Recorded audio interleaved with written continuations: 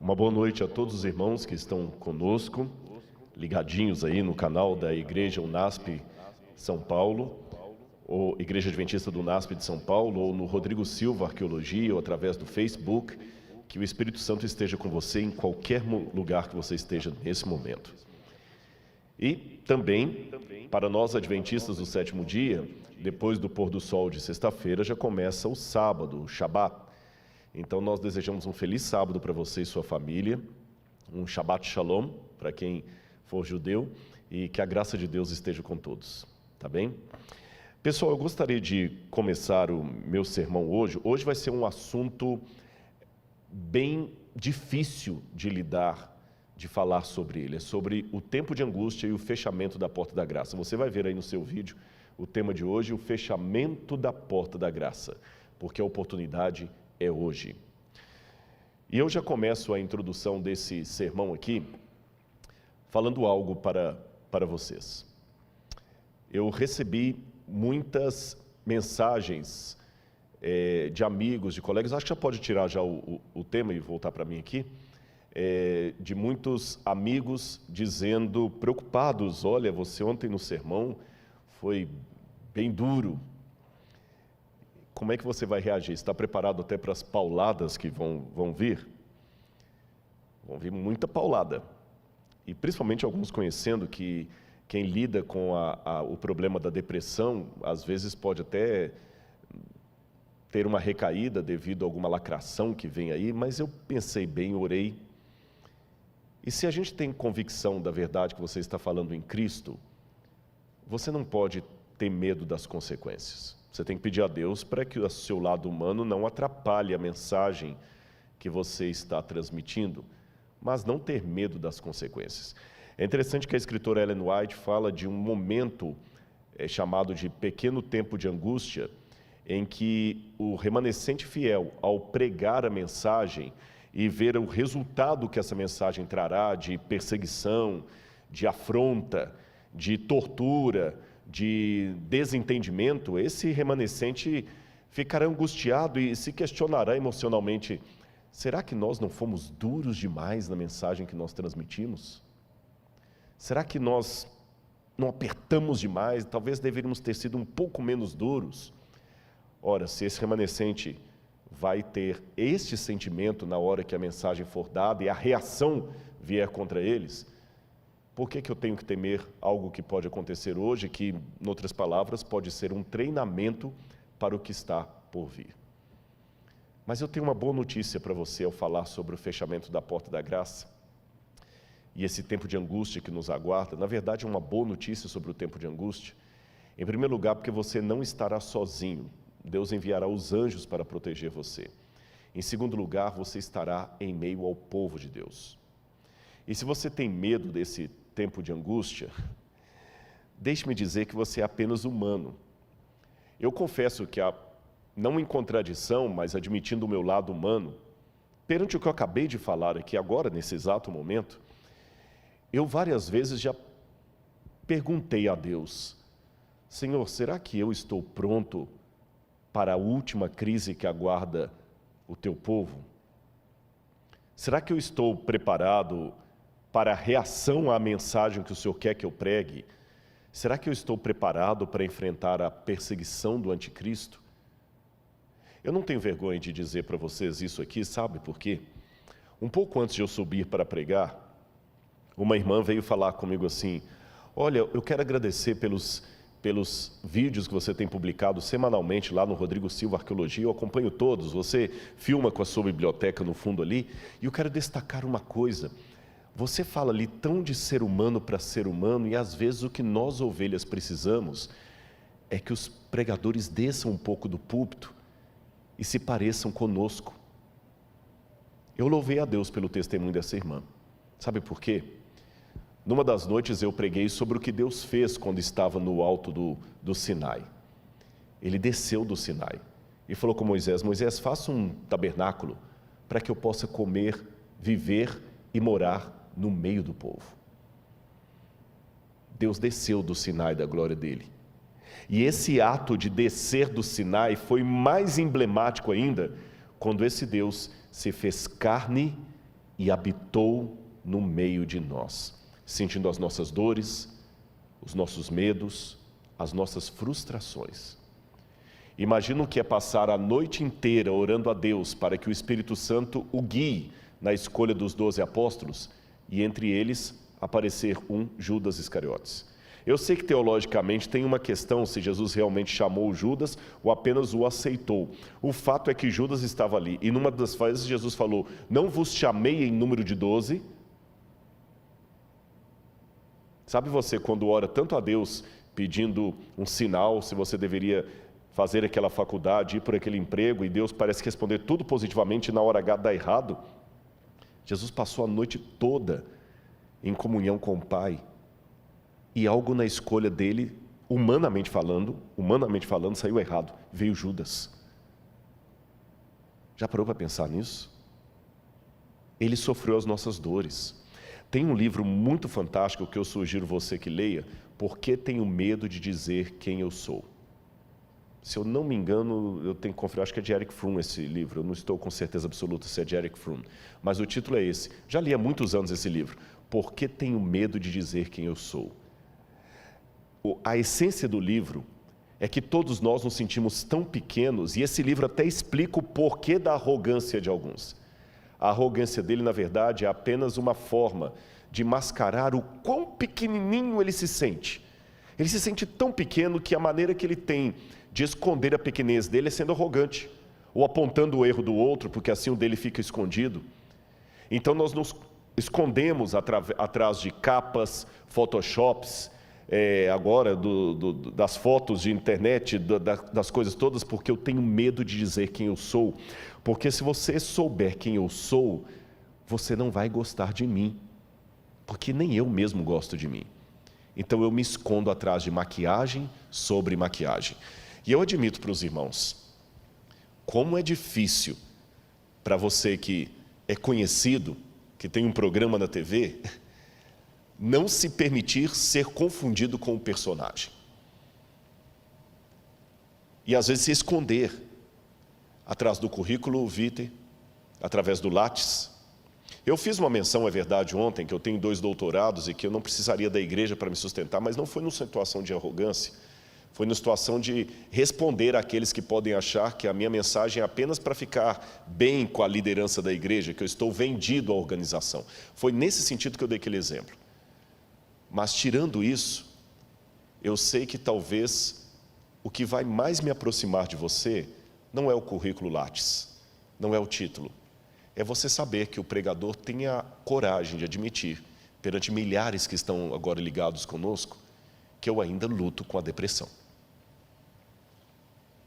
Eu não tenho vergonha de dizer isso. Eu não vou ser arrogante ao ponto de dizer que as lacrações que virão sobre um vídeo que eu coloco ou um post no Instagram que não me afetam. Lacradores, parabéns, vocês conseguem o objetivo, porque me afetam. Dói. E confesso perante todos uma grande dificuldade que eu tenho.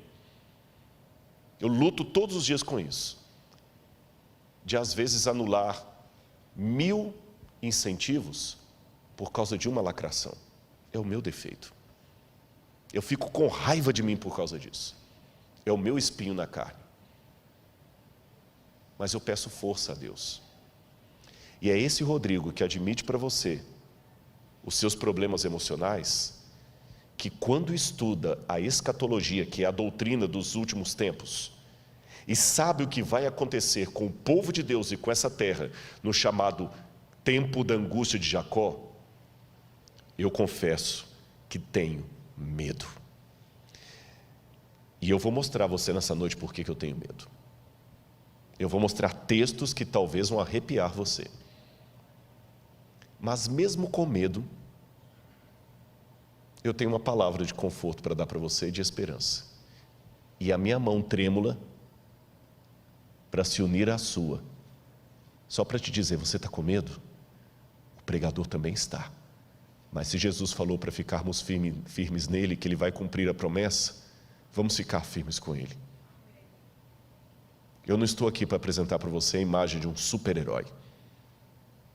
Eu estou aqui para apresentar a imagem de um pecador frágil como você, que quer ir para o céu. e que precisa dos irmãos. Eu preciso dos meus irmãos. É essa a essência. É por isso que eu defendo tanto essa igreja. Não é por questão de CNPJ, de comodismo, de politicamente correto. É porque são os meus irmãos. Ai de mim se não fossem os meus irmãos. Eu vou contar uma coisa para você. Eu pedi uma lista que não chegou até mim. Ao vivo é assim que se faz. Eu pedi a lista de todo mundo do marketing que está agora arrancando os cabelos aí para que tudo saia perfeito para você. Não tem aqui nenhum profissional de televisão pago. São voluntários da igreja que vão se revezando para fazer o corte. Quando eu entrei, um até brincou, olha, pastor, ela aqui vai fazer o corte de você, viu? Não vai ficar tremendo agora na hora de fazer o corte. Os que cantam, ainda que tenham uma voz bonita, trabalhada, não são cantores profissionais no sentido que estão cobrando cachê para estar aqui. Não. Os câmeras que estão agora me filmando não são câmeras da Record TV, da Rede Globo, ou dos melhores cineastas de Hollywood ou do Netflix. São irmãos que aprendem a operar a câmera e estão aqui. Uma vez eu dei um estudo bíblico para um homem que hoje já faleceu e que ele era ateu quando eu comecei a estudar a Bíblia com ele e se converteu a Jesus durante os estudos. Estava se preparando para batizar, mas morreu antes que isso pudesse se realizar. O seu nome, Peter Garsten. Se você colocar na internet, você vai descobrir quem é. Um dos maiores iluminadores do Brasil. Tanto que quando ele morreu, saiu no Jornal Nacional, no Globo, a notícia: morreu o mago das luzes. Alemão. Quando ele veio estudar a Bíblia comigo, ateu, a primeira coisa que ele falou é o seguinte: eu quero um mapa e um atlas. Eu quero um atlas e uma linha cronológica da Bíblia. E falava muito de Schopenhauer. E uma vez que eu levei o Peter à igreja, eu tive duas situações interessantes com ele. Uma, quando eu levei a igreja pequenininha, lá em Areal, no Rio de Janeiro. Eu ia pregar e tinha uma irmã passando a lição de escola sabatina. Ele falou: ela é a pastora da igreja? Eu falei: não, uma irmã passando a lição. E tinha um outro cantando, e aquele é pastor? Não. Eu falei: o pastor não está aqui hoje, eu que vou pregar. Ele falou: mas todo mundo participando sem nenhum pastor? Eu falei: exatamente, na igreja adventista é assim, todo mundo participa. O púlpito é ocupado pela mulher, pelo juvenil, pelo homem, pelo adulto, pela criança, pelo idoso, pelo leigo. É lógico que numa igreja grande como esta aqui, é mais difícil ter oportunidade de púlpitos, mas numa igreja local, quem se lembra durante a semana eu expliquei o que é distrital para os adventistas, o pastor cuida às vezes de 10, 15 igrejas, 12 igrejas, ele não é onipresente. Então quem cuida da igreja na ausência dele é um ancião, é um líder, tem escala de pregação. O meu primeiro sermão na igreja eu tinha 14 anos, e o Peter falou algo que nunca mais eu esqueci. Ele falou: vocês têm aqui a democracia da liturgia. Eu falei: é isto mesmo. Já que se fala tanto em inclusão hoje, quer maior inclusão do que esta? Quando o NASP tem um coral cantando aqui à frente, e o pastor Douglas sabe disso, porque não é o primeiro internato que ele trabalha, quando eu conheci ele trabalhava no outro NASP lá de Engenheiro Coelho. Depois de lá ele foi para outro canto, fez doutorado, foi para o sul do país, e voltou para São Paulo de novo, para ser diretor de escola. Quando você tem um coral bonito cantando aqui à frente, naquele coral tem o filho de um mega empresário riquíssimo e a filha de uma lavadeira, todo mundo cantando juntinho ali do mesmo jeito. No desbravador, está lá o filho do empresário riquíssimo e o filho da lavadeira e o filho da pessoa que está até desempregado, todo mundo junto ali, todo mundo participa. Não estou querendo enfeitar a realidade para você. Na igreja também tem problemas. E se eu estou falando para alguém que fala que não quer vir para a igreja porque tem muita gente com defeitos aqui, venha, tem espaço para mais 2, 3, 4. Se você não quer vir porque tem gente hipócrita, venha, tem espaço para mais gente. Não enxergue a realidade com óculos cor-de-rosa. Tem problemas muito sérios aqui, isso é um hospital. Mas esse hospital também tem cura. E se você está assistindo alguém hoje aqui, eu sou um produto da Igreja Adventista do Sétimo Dia. Não tenho nenhum parente adventista. Paguei pesado um preço para vir para essa igreja, fui expulso de casa, humilhado, tive que dormir de favor na casa dos irmãos. E eu vou falar agora que essa igreja não presta? O que eu faço com o irmão que me deu abrigo quando a minha família me botou na rua? O que eu faço com aquela irmã que chegava todo dia lá com a pasta de dente? O que eu faço com aquela irmã piedosa, semi-analfabeta, que todo sábado está lá certinho na igreja e todo final do mês ela está dando o dízimo dela na igreja. Se eu falar que a igreja não presta, eu estou falando que aquela irmã não presta. Esse é o povo de Deus, e é contra esse povo de Deus que o diabo está se levantando. E uma grave crise aguarda o povo de Deus. E a lista que não veio é justamente todo mundo que está atuando, mas eu quero aqui prestar o meu agradecimento aos anônimos que limparam a igreja para que a gente estivesse aqui, que estão operando as câmeras, que colocaram as flores. Deus seja louvado pelos irmãos que Ele me deu. Deus seja louvado. Como eu falei, tem problemas? Tem. A igreja às vezes é como a arca de Noé. O mau cheiro dos animais você só aguenta por causa do dilúvio que está lá fora. Mas ainda assim, é melhor dentro da arca. E quando eu digo animais, é bom eu dar uma olhadinha se não sou eu um dos mal cheirosos. Eu me olho no espelho, eu já sei os problemas que eu trouxe e eu peço que Deus às vezes não me use como propaganda dele. Entendeu? Essa igreja será sacudida, porque o inimigo tem ódio da igreja. E é por isso que eu vou falar do tempo de angústia. Olha essa mensagem que eu quero colocar para você aqui. Você por acaso já ouviu falar no pecado contra o Espírito Santo?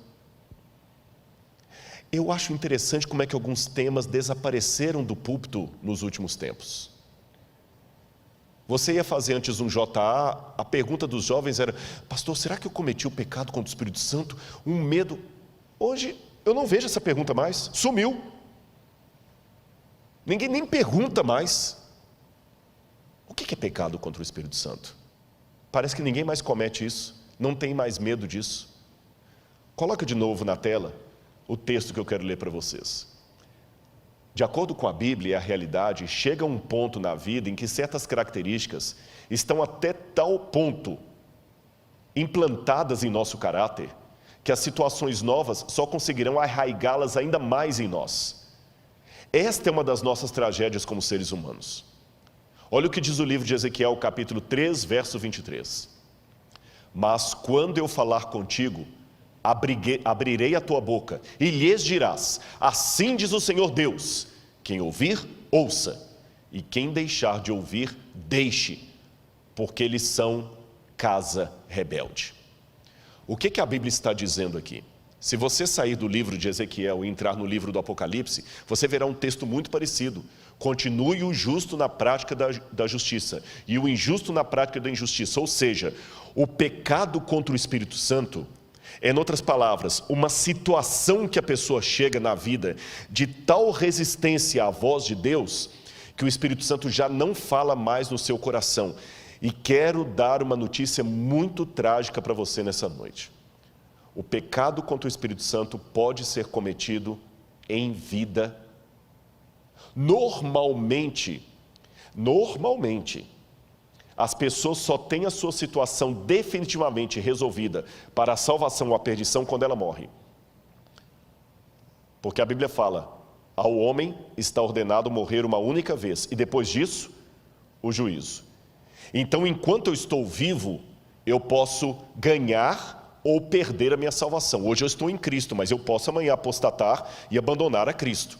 Ou alguém que hoje está apostatado pode reencontrar com Cristo. Agora, quando morre, acabou. Não tem mais o que fazer. Não tem mais o que fazer.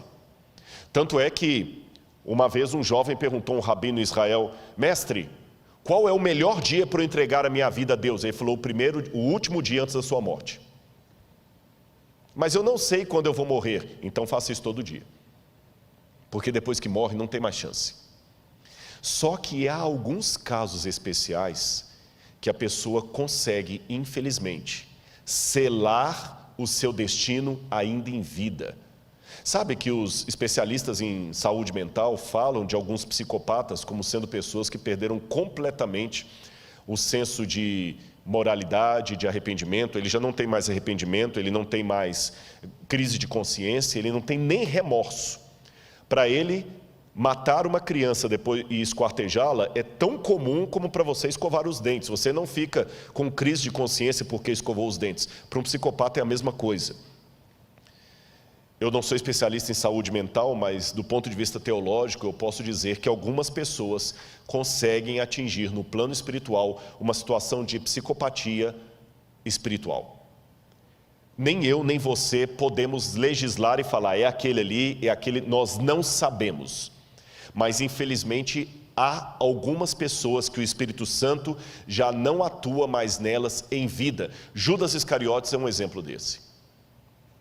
Judas Iscariotes é um exemplo desse. Jesus lutou com ele até na quinta-feira da Santa Ceia, ali.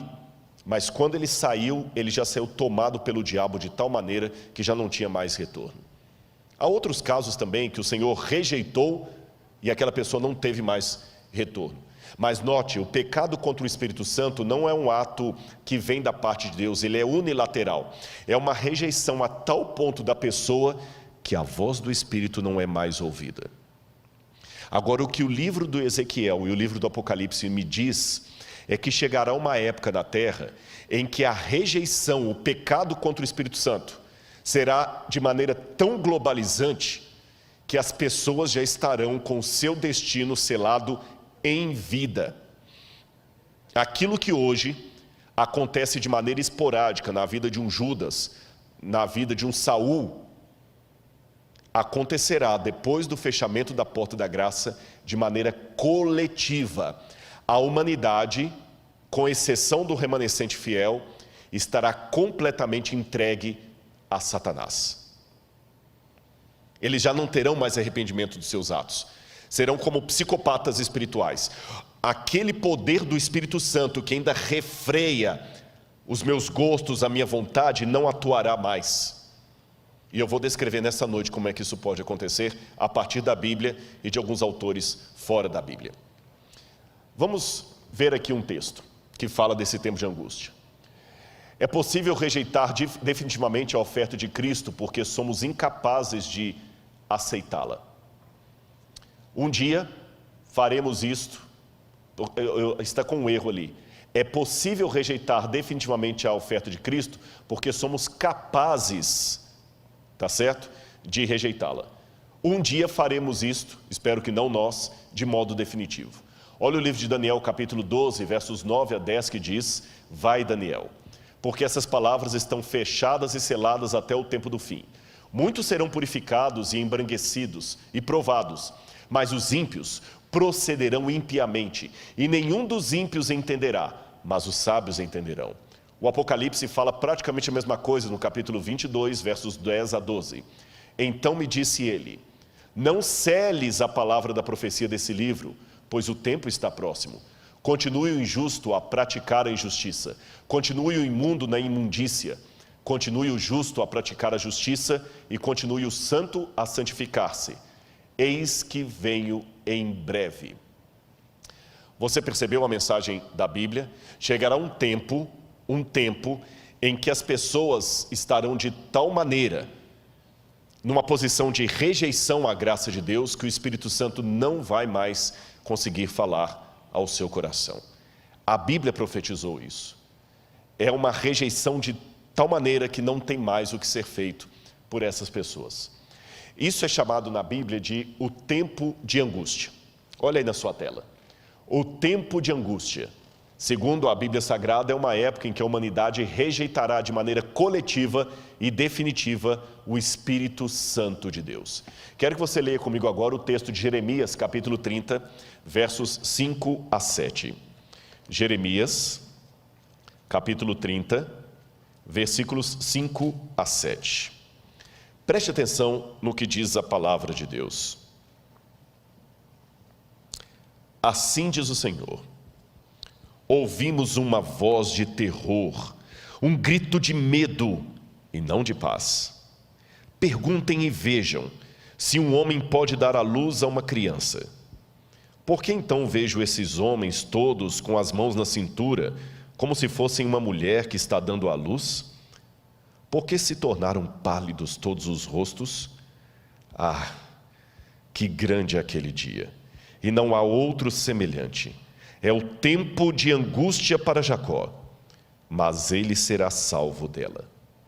É interessante que essa imagem, primeiro no hebraico aqui é um pouco dúbio, quando fala assim: Assim diz o Senhor, ouvimos um grito de terror, dá a entender o Senhor falando, ou ele o profeta, ou o profeta e outros. Pessoas gritando, homens pelas ruas, como se fossem mulheres parindo, num parto bem complicado. É interessante que essa imagem de uma mulher dando à luz a criança sempre é emblemática para falar do fim dos tempos. A mulher de Apocalipse 12, ela está gritando com dores de parto para dar à luz. Quando Jesus fala, quando vides acontecer essas coisas, são o princípio das dores, das contrações, dores de parto.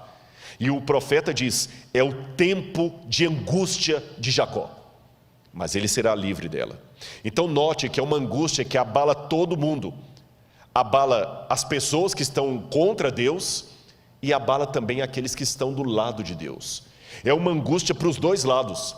A única diferença é que os ímpios não serão salvos da sua angústia, mas os remanescentes, fiéis, o resto da descendência da mulher, estes serão livrados dela. Vamos voltar para a tela para continuar a nossa leitura. A primeira coisa que nós temos que perguntar é: que tipo de religião nós temos com Deus? De submissão ou de luta? Se há luta, como Deus luta? Um Deus que luta e prepara para a guerra, como é isso? Eu quero explicar para você como é que funciona tudo isso aí. Se você pegar assim ao pé da letra, o que significa a palavra Islã, por exemplo? Islã, em árabe, significa submissão a Alá, submissão a Deus. Um significado de nome bonito. Quando a pessoa fala, eu sou um islâmico, eu sou um muçulmano, ele está dizendo, eu me submeto a Alá, eu me submeto ao meu Deus. Agora vamos pegar a raiz do cristianismo.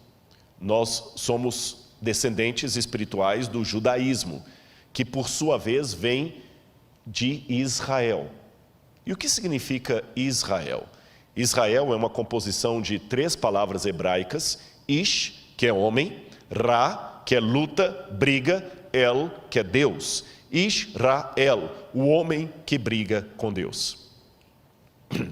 Olha, se falar por beleza, sonoridade do significado, é muito mais bonito dizer que você pertence ao Islã do que a Israel. Troque a palavra pelo significado. Qual a sua religião? Eu sou da religião dos que se submetem a Deus. E você? Eu sou da religião dos que brigam com Deus e prevalecem. Parece que Islã é mais bonito. Por que a Bíblia revela não o Deus apenas que submete, subjuga, mas o Deus que luta? É simples, por várias razões. Em primeiro lugar, Deus nos quer de maneira voluntária e não de maneira forçada. Por isso que Ele luta conosco, porque sabe que nós resistimos. E às vezes para o nosso bem Ele tem que nos segurar.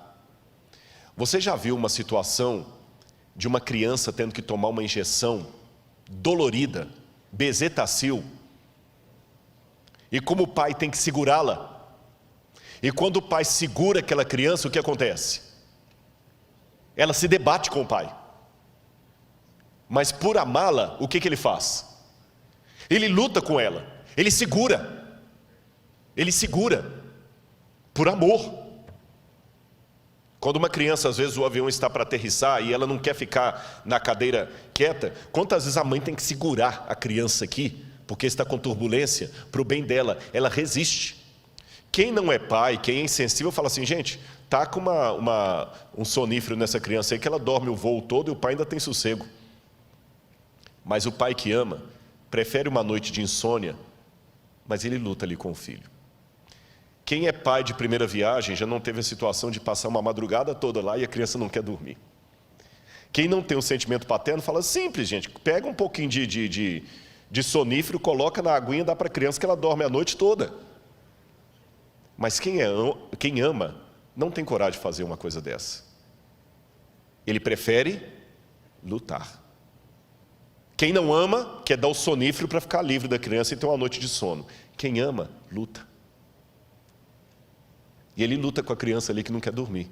Ele luta com a criança que não quer ficar na cadeira. Ele luta com a criança que não quer tomar injeção. É assim que Deus luta conosco. Mas tem mais um outro motivo por que Deus luta conosco. Primeiro, já falei, nós somos voluntariosos, nós não queremos a injeção da cura. Nós não queremos ficar quieto na lei de Deus. Nós não queremos dormir à noite. Mas além de lutar conosco, como uma mãe ou um pai luta com o seu filho, Deus também luta porque Ele sabe que nós estamos enfrentando o grande conflito entre as forças do bem e do mal. E como você treina um soldado para o conflito? Jogando baralho com ele? Como um soldado é treinado? Não sei se eu estou falando para alguém que teve vida militar. Você joga o camarada dentro de uma barraca e taca gás lacrimogêneo lá dentro. É como aquele filme lá do Bop, né? Pede para sair. Por quê? Porque na guerra não pode ter frescura. Na guerra não pode ter, eu não como esse pão. Na guerra você sobrevive do jeito que estiver, ou você vai morrer. Não dá para ficar desesperado, você tem que ser frio. E a melhor maneira de treinar alguém para uma guerra é colocando-o em situação de guerra. Como é que se treina um lutador de boxe para ganhar um campeonato de boxe? É lutando com ele, é dando pancada na cabeça dele, para ele aguentar a pancada do adversário. Então, meu irmão, você está ganhando pancada atrás de pancada, Deus está treinando você para o grande conflito. Eu vou contar uma historinha para você. Infantil. Mas se Jesus contou historinhas infantis, como as parábolas, que se tornaram teses de doutorado, que a parábola é infantil. Uma mulher tinha 10 moedinhas, perdeu uma moeda, encontrou, varreu a casa, encontrou e foi comemorar com as amigas. Quer historinha mais infantil do que essa? Essa história chega a ser mais simplória do que as fábulas de La Fontaine. Mas na simplicidade da parábola infantil de Jesus, que riqueza de detalhe. Eu já vi tese de doutorado sobre essa parábola de Jesus. Então vou imitar o mestre. Vou contar uma parábola para você. Uma vez, havia um grupo de árvores, todas muito bem colocadas ali, árvores frutíferas, e o passarinho veio, bicou alguns frutos e saiu com o biquinho sujo de semente. E quando o passarinho voou com o biquinho sujo de semente, algumas sementes caíram perto das árvores irmãs, ali onde tinha água, lugar gostoso, terra fofinha, cheia de adubo. Mas ele voou, e outra semente caiu longe, num lugar ermo, bem distante daquele arvoredo. Só que as duas sementes vingaram. Uma cresceu perto das árvores irmãs, cheia de cuidado, e a outra lá no meio do deserto, quase assim, lugar ermo. A daqui cresceu toda frondosa, bonitinha, tinha água fácil, porque o lençol freático era quase na superfície. A outra tinha que ficar esticando a raiz dela na terra para conseguir umas gotículas d'água. A daqui estava num lugar protegido. A de lá não. Quando ela começou a crescer, passou um tropel de cavalos ali de uma caravana e a quebrou. Quase ela morreu. Ela teve que crescer toda torta, toda cheia de cicatrizes. E a outra aqui toda protegida. Passou um tempo e veio um lenhador. E por ironia da vida, cortou todas as árvores daquele arvoredo, menos a caçula. Deixou. E agora, à distância, sem o arvoredo impedindo a visão, uma árvore daqui ficava olhando a irmã do outro lado. Uma cheia de cicatrizes e machucados, e a outra frondosa e bonita. Armou-se uma tempestade. Vento soprou, raios, trovões, chuva ácida. Para a árvore que estava acostumada com tantas pancadas, foi mais uma brisa. A outra foi derrubada na primeira ventania. Deus conhece a vida melhor do que eu e você. Se Ele está deixando você apanhar e ter cicatrizes, Ele está preparando você para algo melhor. Eu vou confessar para você. Eu não sou masoquista, não gosto de sofrimento. Não entenda que você está diante de um masoquista. Mas eu confesso perante a igreja que eu já dei graças a Deus por algumas dores que eu passei, inclusive essa da depressão.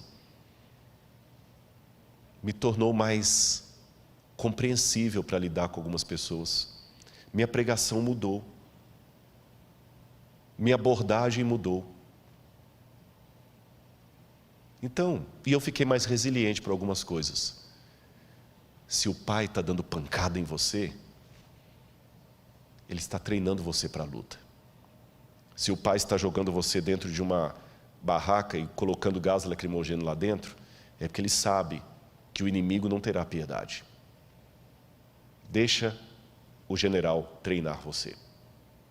Israel, lutamos com Deus. Por isso que ele esteve à beira do caminho querendo matar Moisés. Não é porque Deus é um assassino. É por isso que ele deslocou a coxa de Jacó. Não é porque Deus é um sádico. É porque ele está treinando você. E sem exageros, eu vou mostrar para você nessa noite o que significa a guerra que nos aguarda. E eu sei que há crianças aqui nos assistindo, mas eu peço a Deus que transforme essa mensagem de tal maneira que até as crianças sejam atingidas por ela, porque o programa Evidências não é feito com a linguagem infantil, de jeito nenhum. E o tanto de criança que assiste, você pode olhar sempre no Instagram, estou colocando foto de criança. Então, se Deus pode transformar o Evidências para atingir crianças, Deus vai usar essa mensagem para atingi-los, mesmo porque, se eu entendo bem da profecia, no fim dos tempos, quando a liberdade for tirada, são as crianças que serão usadas para pregar no nosso lugar. Então vamos lá. Olha a perseguição vindoura. Apocalipse capítulo 13, versos 6 a 7, 15 a 17, fala do que o anticristo vai fazer. Foi-lhe dado poder para guerrear contra os santos e vencê-los. Foi-lhe dada autoridade sobre toda tribo, povo, língua e nação. Todos os habitantes da terra adorarão a besta. Aquele que tem ouvidos, ouça. Se alguém há de ir para o cativeiro irá. Se alguém há de ser morto à espada haverá de ser morto. Porque aqui está a perseverança e a fidelidade dos santos. Foi-lhe dado poder para que fossem mortos todos os que recusassem adorar a imagem, como obrigou a todos, pequenos e grandes, ricos e pobres, livres e escravos, a receberem certa marca na mão direita ou sobre a testa, para que ninguém pudesse comprar nem vender, senão aquele que tivesse a marca, que é ou o nome da besta, que é, ou o número do seu nome. Apocalipse 13. Deixe-me dizer uma coisa para você aqui. Eu não vou, até pelo horário, eu não vou poder explicar todos os detalhes para você. Algumas coisas eu tenho falado em doses homeopáticas, seja nos vídeos que eu apresento na internet, seja no programa Evidências que eu já anunciei para vocês, que vai ser sobre o Apocalipse, mas aqui eu vou falar apenas algumas coisinhas para colocar você para pensar. As pessoas quando me perguntam, Rodrigo, será que nós estamos vivendo os últimos tempos, etc., eu digo assim, uma coisa que os adventistas aprenderam é não marcar mais data para a volta de Jesus. Por outro lado, há coisas acontecendo tão sérias que eu digo que o mundo é como alguém cardíaco. Quando você tem um cardíaco na família e ele tem uma dor forte no lado esquerdo do peito, pode ser uma dor muscular, até gases podem provocar a dor no lado esquerdo do peito. Mas se você sabe que ele é cardíaco, você não arrisca. Você coloca o remédio debaixo da língua e leva para o primeiro hospital. E você pode chegar no hospital e descobrir que era só uma dor muscular, que não era nada sério, ou que ele estava realmente infartando. Profeticamente falando, o mundo está cardíaco. E no exato momento que eu estou falando com você, eu estou vendo dores muito fortes no lado esquerdo do peito. Já houve outras na história que eram apenas dores musculares. Essa também pode ser muscular. Pode ser que eu esteja falando isso aqui para você e as crianças que estão aqui me assistindo, amanhã subam ao púlpito e eu já esteja velhinho também assim, com dificuldade até de locomover, e Jesus não voltou. Pode ser. Mas usando a ilustração que eu acabei de mencionar, também é provável que possa ser um infarto escatológico do planeta Terra. Na dúvida, vale o mesmo procedimento. Não vou arriscar. Eu ouvi uma frase essa semana que teria sido citada por um grande teólogo nos Estados Unidos, do pastor Elias Brasil, e quem me disse essa frase foi o pastor Gilson, que o pastor Elias Brasil teria mencionado, olha, que ele perguntou para todos, vários teólogos, você acha que nós estamos vivendo os últimos tempos? E o doutor Elias Brasil, que é um intelectual de primeiro calibre, que não é de falar coisas apenas assim por achismo, ele teria dito mais ou menos assim. Se eu não citar exatamente, eu vou parafrasear. Amigo Gilson, eu acho que nós já estamos agora por conta do relógio de Deus, porque pela profecia, o tempo já foi. Trocando em miúdos, eu me surpreendi quando eu li Zygmunt Bauman, que não é um evangelista, não é um cristão conservador, ele já morreu, é um dos sociólogos mais respeitados. Na maratona que nós vamos fazer aqui no dia 10 de outubro, depois nós daremos mais detalhes da maratona, eu vou falar sobre Zygmunt Bauman e a sociedade líquida. Quando ele anunciou, o mundo precisa de um governo único, e o Papa Francisco é o único com capacidade de ocupar esse cargo, aquilo eu falei, interessante isso. Você sabe que nós temos hoje, porque o Apocalipse fala algo que a gente fica pensando, como é que isso aqui vai se cumprir? Como é que vai se cumprir? Eu várias vezes me perguntei, quando eu estudei a Bíblia com os adventistas, como é que vai ser isto, que o anticristo vai colocar o mundo inteiro sendo obrigado a cumprir uma lei? Isso é impossível. E mesmo hoje a gente pergunta assim, nessa rivalidade, eu acabei de ver uma mensagem agora da ONU, o presidente Bolsonaro falou algo lá, o Trump falou algo, depois veio o Emmanuel Macron e desfez tudo o que o Bolsonaro falou. Mesmo assim, criticou a China, porque vocês sabem que a China está sendo acusada de ter até campo de extermínio, ou campo de concentração com muçulmanos. Estão questionando a China de desrespeito aos direitos humanos, o outro está questionando a China da questão do Covid. Aí o Irã está de relações cortadas com os Estados Unidos. Eu estive no Irã no ano passado e achei interessante que em Teherã eu não podia usar cartão de crédito, porque não tinha. Ele não trabalha com cartão de crédito internacional. Eu cheguei em Teherã, se eu não tivesse um pouco de dinheiro no bolso, eu ia ter problema no hotel. Não aceita cartão de crédito por causa do embargo americano. E eu pensava, Senhor, como é que vai unir o Irã com os Estados Unidos, com China, com França, todos assim, opostos? Como é que no Brasil vão unir pessoas de direita e de esquerda, são tão antagônicos? Mas eu estava observando os sinais dos tempos. Como é que isso aqui que eu acabei de ler para vocês, de Apocalipse 13, vai se cumprir? Aí eu comecei a ler, li vários autores, Yuval Harari, que eu li a trilogia, 3 livros dele pelo menos, não sei se ele escreveu outros. Eu escrevi o Homo Sapiens, eu li o Homo Sapiens, Homo Deus e Lições para o Século XXI. E quando eu li Yuval Harari dizendo que o futuro vai ser uma época pós-trabalho, em que as pessoas serão controladas por algoritmos, e eu me lembrei que o Apocalipse fala o seguinte, aquele que tem entendimento, calcule o número da besta. E a palavra calcule no grego ali, não é você ficar fazendo conta com letra para saber qual nome vai dar 666. Se é o nome de Hitler, se é o nome do Papa, se é o nome de Ellen White, se é o nome de Saddam Hussein. Aquele calcule é contabilize. Contabilize o que ela faz. E por que é um número da besta? E eu noto que ali tem algo muito sério relacionado à lei de Deus. Sabe por quê? No Antigo Testamento, Deus deu uma ordem para o povo de Israel. Você colocará a lei do Senhor na tua mão e como frontal entre os olhos. Eu não sei se você já viu alguma cena de Israel, que tem o judeu orando lá no monte, no Muro das Lamentações, e ele fica orando lá, né? Baruch haba Beshem Adonai Eloheinu melech. Ele fica orando lá no Muro das Lamentações, e aqui ele tem uma caixinha preta na testa, e ele amarra aqui no braço. Hoje os judeus colocam no braço esquerdo. Ele coloca um outro, o que está ali? Ali está o Shema Israel, Adonai Eloheinu, Adonai Echad. Ouve, ó Israel, o Senhor teu Deus é único, a lei do Deuteronômio, os mandamentos de Deus, para ele sempre se lembrar com a sua ação e com a sua mente que Deus é único e que tem os mandamentos de Deus. E quando eu leio o Apocalipse, me chama a atenção que o Apocalipse é a paródia de Satanás. Você tem o cordeiro degolado sentado no trono de Deus. Você tem o dragão com a cabeça degolada e curado, porque o cordeiro está degolado, mas está vivo. O dragão também está degolado, mas está vivo. E o cordeiro senta no trono de Deus Pai, e a besta senta no trono que o dragão lhe dá. E o cordeiro coloca o seu selo sobre os 144.000, e a besta coloca a sua marca na testa. E o cordeiro coloca a marca na testa. E a paródia da besta é justamente o quê? O contrário do tefilim dos judeus.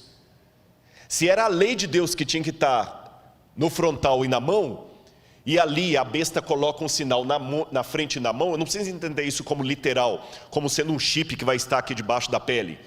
Eu preciso entender como diz o Apocalipse. É uma analogia do oposto da lei de Deus, ou seja, vai ser colocada uma lei que vai me impedir socialmente de guardar os mandamentos de Deus. Por isso que em Apocalipse 12 fala, aqui está a perseverança dos santos, os que guardam os mandamentos de Deus e têm a fé em Jesus. E quando esse dia chegar, o mundo inteiro vai se unir. Mas eu ainda volto à minha pergunta, como, Rodrigo? Você acabou de admitir aí, Irã não vai juntar. Aí o Val Harari começa a me dar uma parte da resposta. O mundo todo vai ser controlado por questão de algoritmos. O mundo vai ser controlado por algoritmos. Nós não temos dinheiro hoje para manter o mundo inteiro, não tem emprego para todo mundo. Leiam Lições para o século XXI.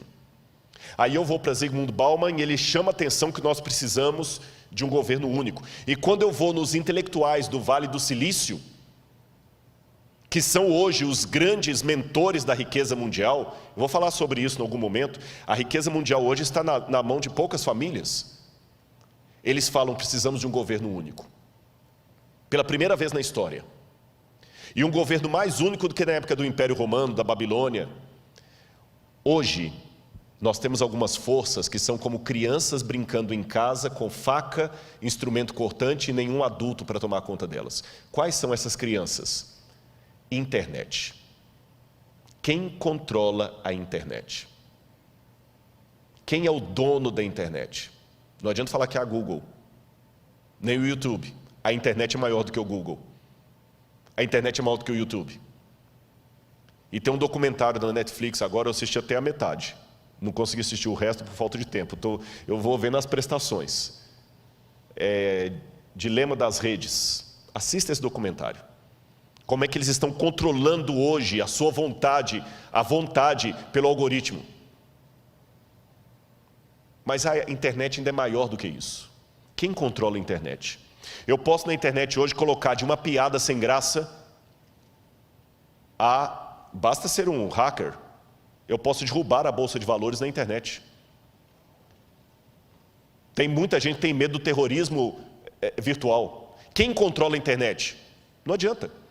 Eu até estava conversando com o pessoal da mídia, que eles falam de alguns que entram para derrubar canais. Eu falei, mas por que não entra na justiça? Ele falou, não adianta, porque cada canal está num país diferente, qual legislação que vai seguir? Não existe uma legislação mundial para controlar a internet.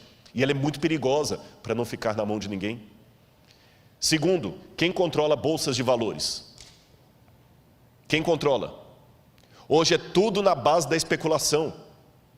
Teve o problema na China, o Brasil agora está com 800 bilhões de déficit por causa da China. Quem controla a bolsa de valores? Está tudo ligado. Se cair a bolsa de valores de Hong Kong, você nunca foi a Hong Kong e você pode perder o seu emprego aqui por causa disso. A montadora vai fechar porque caiu uma bolsa de valores onde você nem existia. Bolsa de valores é especulação.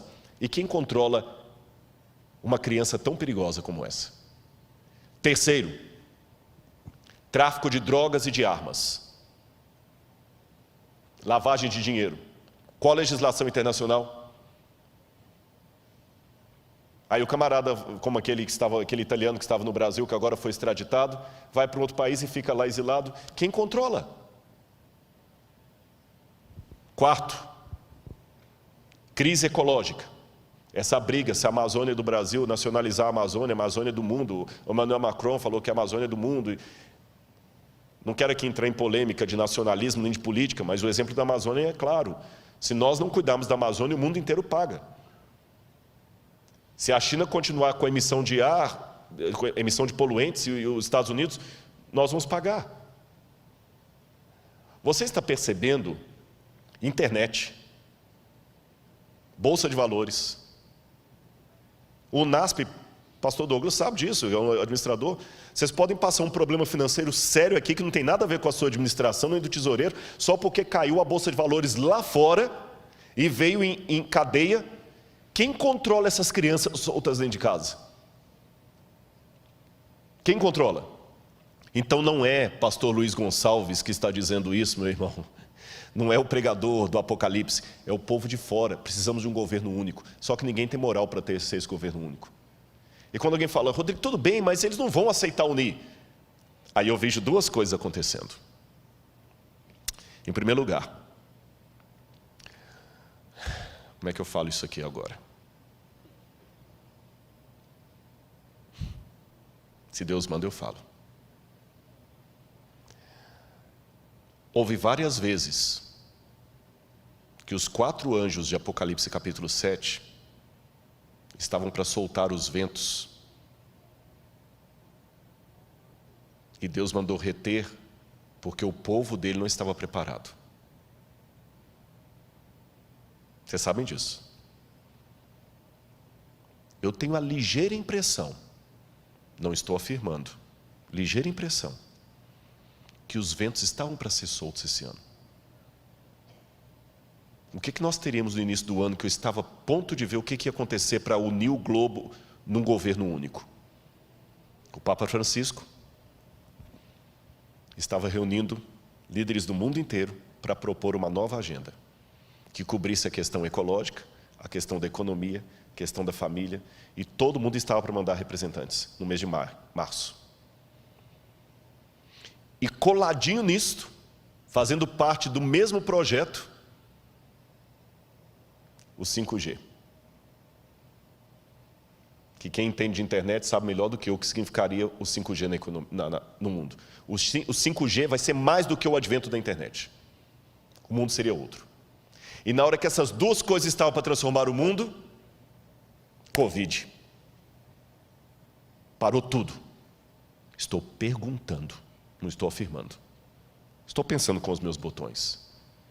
Será que Deus falou assim, eu vou permitir esse vírus para parar o mundo, porque o povo de Deus ainda está dormindo demais?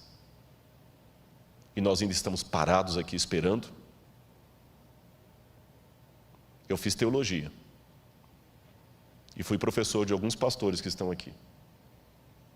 Mas eu falava com eles em sala de aula, que por melhor que a gente tentasse prepará-los, eu nunca ia conseguir preparar você para expulsar um demônio, para dar uma notícia de morte. E eu odeio isso. É um osso do ofício. Eu não quero ficar orando por pessoas que estão doentes, não é porque eu não me simpatizo por elas, é justamente por me simpatizar com elas, que eu não gostaria que ninguém mais estivesse doendo, sofrendo, vocês entenderam? Não é com prazer que eu atendo uma oração. Rodrigo, você pode orar para minha mãe, ela recebeu o diagnóstico, agora está com Covid, está entubada. Não é com prazer que eu faço aquela oração. Há orações que eu faço com prazer, há orações que eu faço por necessidade. Essa é de necessidade. Eu não quero mais orar por ninguém no hospital. Eu não quero mais ter que apelar para alguém voltar para o povo de Deus. E até quando Deus vai reter os 4 ventos? E Deus, na sua sabedoria, fez 2 coisas, na minha humilde opinião.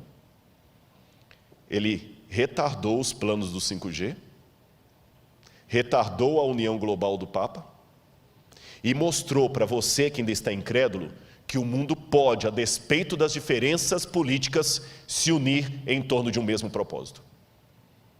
Seja de esquerda ou de direita, está todo mundo usando máscara. Seja a França ou o Irã, está usando máscara. Seja Israel ou a Arábia Saudita, estão usando máscara. O Covid parou o mundo. Parou o mundo. Um decreto mundial pode parar o mundo. É isso que o Apocalipse falou que vai acontecer. Eles estão pedindo um governo, agora fala-se localização, não é mais globalização. Como eu disse, eu posso estar equivocado, e daqui a 30 anos alguém usar esse sermão e falar, Rodrigo Silva, 30 anos atrás achando que Jesus ia estar perto de voltar, mas pode ser que eu não esteja equivocado. Volto à ilustração do homem infartado, com dores no peito. Na dúvida, se eu tenho alguém que tem problema cardíaco, eu levo para o hospital. E eu tenho certeza que qualquer médico vai falar, nota 10, é isso mesmo. Leve para o primeiro hospital, deixe o médico diagnosticar. Você não brinque. Como eu não sou especialista em história mundial, eu não brinco, eu corro. Mesmo porque a volta de Jesus para mim não deve ser só uma doutrina, tem que ser um desejo. Agora, como é que eu posso entender o tempo de Auguste? Alguns teólogos pensam que seria o sofrimento de Israel no ano 70, eu não acredito assim. Outros pensam que seriam os sofrimentos da igreja ao longo das eras. Outros pensam que seria uma metáfora que nunca se tornará histórica, os idealistas. Outros, eu estou entre eles, pensam que será um caos mundial no governo do anticristo. Tanto aqueles que são pós-tribulacionistas, que acreditam, como eu, que Cristo voltará depois da tribulação para buscar o seu povo, e aqueles que são pré-tribulacionistas, acham que Jesus vai arrebatar a igreja.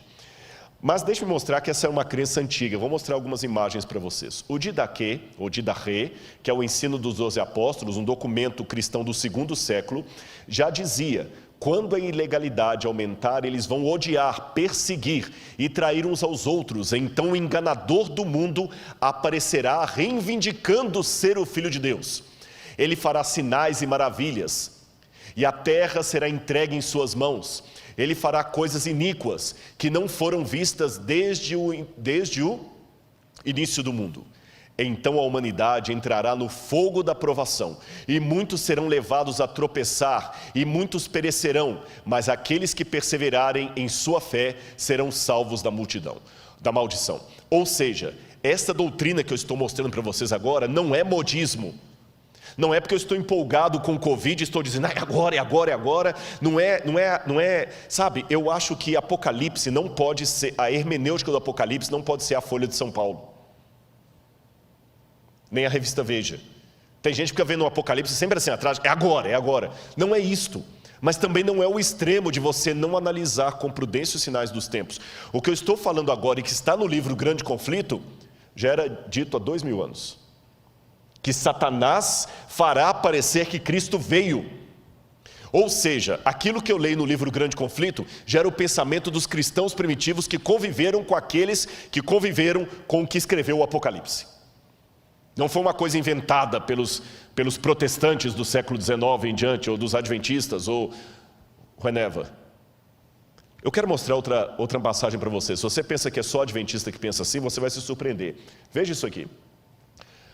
O Dr. John Ladd, um dos mais famosos teólogos batistas, no seu livro The Blessed Hope, a Bendita Esperança, diz que a bendita esperança não é a libertação da tribulação, é a união com o Senhor em sua vida. Ou seja, John Ladd acreditava que Jesus voltará depois da tribulação e a igreja passará pela grande tribulação.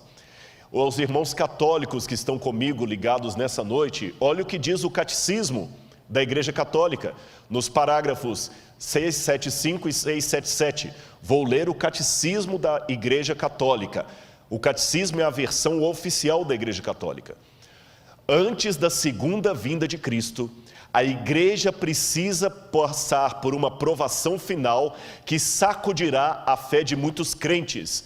A perseguição que acompanha a sua peregrinação na terra revelará o mistério da iniquidade na forma de um engano religioso que é o anticristo, um pseudo-messianismo pelo qual o homem se glorifica a si mesmo no lugar de Deus e de seu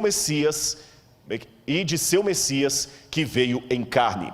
Noutras palavras, o catecismo também me ensina que haverá um tempo de angústia, um anticristo que vai enganar ao mundo e perseguir a igreja. Está no catecismo. E os evangélicos? Vamos ver mais uma citação. Billy Graham. Eu ouvi o som distante de cascos e vi os cavaleiros do mal no horizonte de nossas vidas. Há sérios problemas à frente para o nosso mundo, para todos nós que vivemos nele. Será uma época de conflagrações nucleares, holocaustos biológicos e apocalipses químicos rolando sobre a terra, levando o homem à beira do precipício. A história vai fundo na batalha do Armagedon. Já vemos sua sombra rastejando sobre a terra. Você percebeu? Aqui não é uma doutrina adventista que eu estou apresentando. Ela é ecoada também pelos católicos. pelos evangélicos representados por John Ladd e por Billy Graham, que apesar de serem batistas, são respeitados em todas as igrejas, metodistas, presbiterianas. E para os adventistas do sétimo dia, eu vou citar um texto de Ellen White, uma das pioneiras dessa igreja, que está falando a mesma coisa que o catecismo. Ellen White está falando a mesma coisa do catecismo, a mesma coisa do Didache, a mesma coisa que diz Billy Graham. Veja o que diz Ellen White: não há o que exagerar. O tempo de angústia como nunca houve está prestes a manifestar-se sobre nós e necessitamos de uma experiência que agora não possuímos e que muitos são demasiado indolentes para obter. Dá-se muitas vezes o caso de supor maior angústia do que em realidade o é. Isto não se dá, porém, em relação à crise diante de nós. A mais vívida descrição não poderá atingir a grandeza daquela prova. Naquele tempo de provações, toda alma deverá, por si mesma, estar em pé perante Deus. O que Ellen White está falando aqui? Não há o que exagerar. Tudo que você vai descrever, você pode exagerar. Mas não tem como exagerar o grande conflito. O tempo de angústia vai ser tão terrível que ela diz: por pior que eu pinte o quadro, será pior ainda. Entendeu por que eu admiti que eu tenho medo? Entendeu por que eu admiti que em alguns momentos eu falo: Senhor, eu não sei se eu vou aguentar? Eu estou sendo franco com os irmãos. Se Deus resolver que eu fique entre aqueles que terão o privilégio de ver Jesus voltando, Senhor, que Ele me proteja. Porque vai ser o pior tempo da história. E você entendeu por que nós não podemos brincar? Irmãos, eu quero passar mais rápido aqui, porque o meu tempo está acabando, mas esse assunto é tão importante, e ele não pode ser negligenciado, e eu tenho certeza, há uma promessa, que quando o livro do Apocalipse for aberto e estudado, haverá um revivamento no meio do povo de Deus. Por isso que eu me preocupo com algumas interpretações que estão tendo do Apocalipse por aí. Uma vez alguém falou: o que você acha das interpretações de fulano de tal? Eu falei: eu só vou colocar uma coisa. Luiz Gonçalves prega o Apocalipse e pessoas se batizam na igreja. Fulano de tal prega o Apocalipse e a igreja se divide. Onde é que eu estou vendo o fruto do Espírito? Eu não estou aqui querendo fazer jogo de comadre, mas chama a minha atenção que essa igreja aqui está batendo o recorde durante a pandemia de visualizações na internet. Eu desconheço outro pregador, outro púlpito que está com a média de 80, 100 mil visualizações toda semana. Não estou fazendo jogo de comadre, eu não preciso disso. Mas como eu sou franco para fazer a crítica, eu tenho que ser franco para fazer a defesa. Curioso que você tem pregado aqui, pastor Gilson, só temas de Apocalipse. Eu sei que o pastor Gilson tem o bom dom de pregar. Eu sei que ele é um homem dedicado a Deus e já foi pastor de grandes igrejas. Mas permita-me aqui, pastor, sem nenhuma invalidação, eu não acho que é a sua experiência pastoral que está dando esses números, nem o seu talento. É o Espírito Santo correspondendo à promessa que Deus fez. Prega Apocalipse. Eu falo muito de arqueologia, mas a arqueologia não deve ser o foco da minha mensagem. Tem que ser Cristo. E mesmo Cristo tem que explicar. A mensagem tem que ser cristocêntrica, mas ela tem que ser teológica. Porque não basta apenas pregar Jesus. Que Cristo eu estou colocando no meio? Que Cristo? E as 3 mensagens angélicas eu tenho que pregar. Temei a Deus e dá-lhe glória, pois é chegada a hora do seu juízo. Caiu a grande Babilônia. E se alguém adorar a besta e a sua imagem, vai receber a sua marca. Eu não tenho que ter medo desses temas, mesmo que venha retaliação por falar essas coisas. Porque junto com a retaliação virá o que Deus já está cumprindo no seu ministério aqui. Pessoas vão se reavivar. Deixa eu mostrar mais alguma coisa. E mesmo que eu passe um pouquinho do tempo hoje, mas eu quero contar com a sua paciência, porque esse assunto é importante. Seria isto, coloca no ar, por favor. Seria isto uma síndrome de vitimismo, falar de perseguição do povo? O vitimismo pode ser uma forma social de compensar a identidade de grupos religiosos inexpressivos. Ele está presente na linguagem que usam em sua cosmovisão. Então essa ideia que Deus vai perseguir a igreja, isso é vitimismo. Será? Olha, pode deixar algumas imagens aí para a gente ganhar tempo? O mundo também duvidou que Hitler faria o que fez. A Alemanha tinha os melhores filósofos, a Alemanha tinha os melhores intelectuais. Ninguém em sã consciência acreditaria que a Alemanha com Hitler mataria 6 milhões de judeus. A Alemanha de Heidegger, pode voltar para mim aqui, a Alemanha de Goethe, do Fausto, a Alemanha de Wagner. A Alemanha é um país tão intelectual que a gente, quando faz doutorado em teologia, eu não falo alemão, mas eu fui obrigado a fazer uma prova de alemão para o doutorado, e quando eu perguntei ao meu professor, por que eu tenho que fazer prova de alemão? Ele falou assim, porque há coisas no alemão. Eu falei, muitos livros já estão em inglês. Ele falou, mas tem coisas em alemão que não se traduzem. O alemão é uma língua tão filosófica que você explica, você não traduz o alemão. O país mais intelectual do mundo, a Grécia moderna para mim, é a Alemanha. E esse país tão intelectual, das grandes universidades, Stuttgart, do Aufklärung, que é o iluminismo alemão, das expressões técnicas de Freud, a Alemanha de Nietzsche, foi a Alemanha que matou 6 milhões de judeus. E mesmo que alguém fala, você está culpando o povo? Não, mas um povo que era tão inteligente não percebeu que o Führer era um maníaco. E muita gente duvidou. Eu sei que é complicado falar de eventos finais, porque algumas coisas beiram a teoria da conspiração, e eu odeio teoria da conspiração. E parece teoria da conspiração, mas também parecia teoria da conspiração que Hitler houvera de fazer o que fez. Vamos voltar para o quadro. A verdade que seres humanos têm dificuldade de aceitar é que existem Hitlers em potencial em cada esquina do mundo. E qual foi a receita da maldade de Adolf Hitler? Já li vários livros sobre o nazismo, sobre a Segunda Guerra Mundial, e eu elenquei em 7 pontos a receita da maldade. Basta ter uma crise, um povo sem rumo, a Alemanha saiu destroçada da Primeira Guerra Mundial, uma índole má coletiva, a tendência, um marketing, você tem Leni Riefenstahl, e você tem Joseph Goebbels, que foram os ministros da propaganda de Hitler.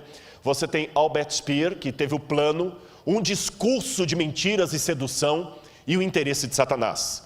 É exatamente o que nós temos hoje. Nós temos uma crise, nós temos um povo sem rumo, nós temos uma índole má coletiva, nós temos um marketing promovendo coisas anticristãs e o povo de Deus batendo palma para isso, não tendo coragem de denunciar, participando, seguindo, dando like, fazendo parecer que tudo é a mesma coisa, até dividindo espaço na mídia, consumindo essas coisas,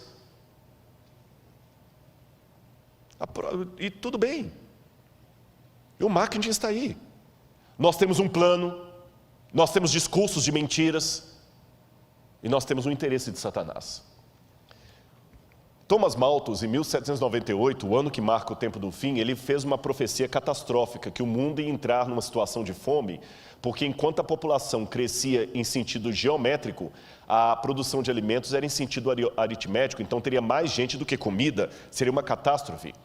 Hoje, inclusive, Thomas Malthus influenciou a teoria da evolução das espécies de Charles Darwin.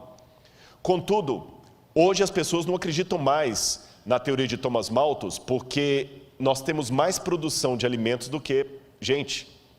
Mas, porém, contudo, entretanto, todavia, há algumas pessoas que estão revendo os dados de Thomas Malthus. Eu quero apresentar uma pesquisa para você aí. Essa pesquisa foi feita por John Calhoun, nos anos 1960, chamada Halo Comportamental, da Behavioral Sync.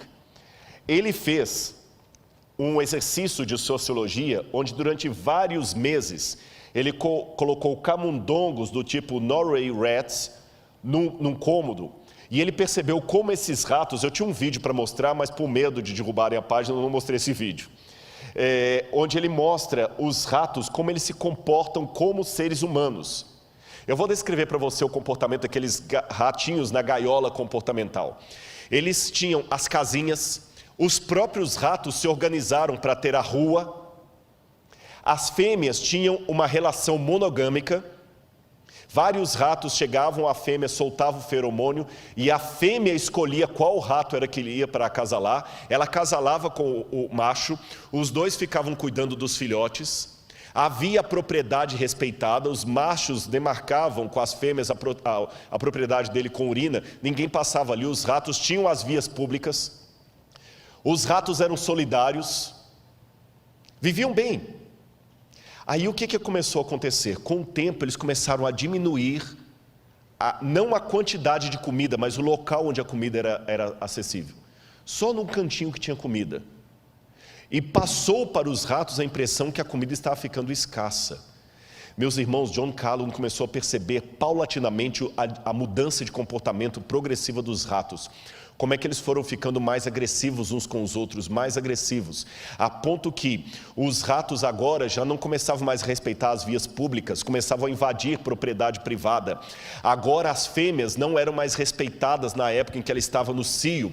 4, 5 ratos atacavam uma mesma fêmea fora do cio, copulavam com ela, vários ratos, e depois a matavam. A violência começou a estar ali, e alguns ratos começaram a se organizar em verdadeiras gangues. E começaram a matar uns aos outros, e começou a diminuir a população, porque os ratos iam ficando cada vez mais agressivos e mudando o comportamento deles. E começaram a fazer coletivos de ratos, que começaram a morar agora em lugares tipo um apartamento, e os ratos dominantes ficavam no topo e obrigavam os outros ratos a irem levar comida para eles e batiam nos outros ratos e começavam a descer em gangues. Olha a descrição da pesquisa de John Calhoun nos últimos dias. Ele começou a registrar que entre os machos havia 4 tipos de personalidade que começavam a ficar cada vez mais acentuadas. Haviam os machos dominantes, também chamados de bonitos, altamente agressivos.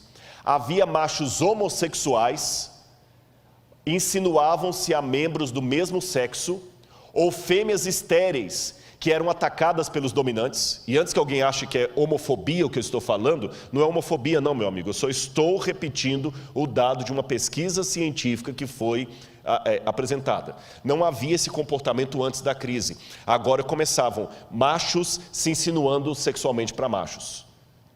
Tá certo? Não estou falando agora que o homossexual é uma distorção, que é uma doença, não estou falando nisso, eu estou apenas descrevendo o que aconteceu.